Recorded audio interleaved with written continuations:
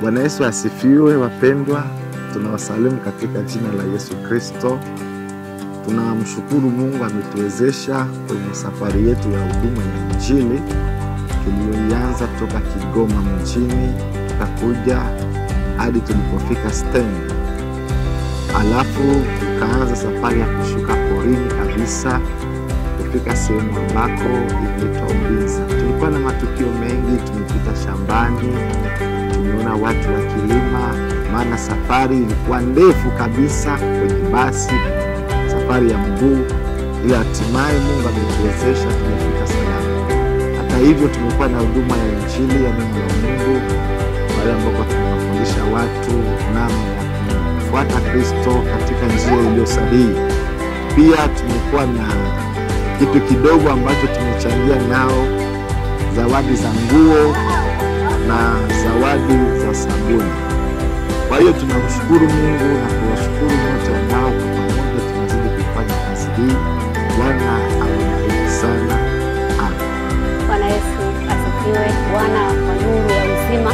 Kwa majina naitwa Mchungaji Bizimana Rubeni, niko Uvinza, Nyanza.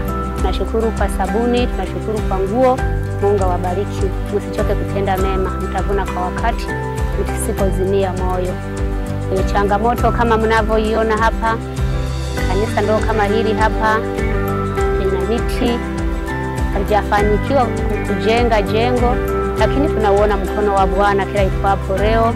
Na zaidi ya hayo sasa, tunahitaji wana wa nuru ya uzima msaada wenu ili tupate kuweka jengo vizuri na mambo mengine ambayo mnaweza kutusaidia, mtusaidie wana wa nuru ya uzima. Mimi kwa jina nimesimama hapa kwa jina naitwa Amos Victor Bihume. Mimi ni mshirika wa kanisa hili.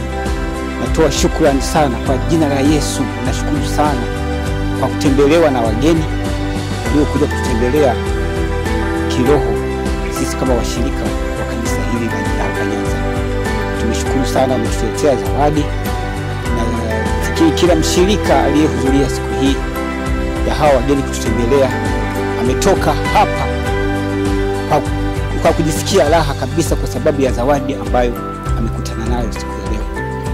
Na tunamshukuru Mungu maana tulikuwa hapa mwezi wa 7 katika mwaka huu, na leo tumeona kuna mabadiliko kidogo. Jambo la kwanza, tumeona viti vimeongezeka kanisani, hata madhabahu yamebadilishwa na simenti. Lakini kuna changamoto bado ya Wakristo, maana tumewakuta wengi wakilima huko leo siku ya ibada, siku ambayo inatakiwa kumtukuza Mungu, wao bado wanalima.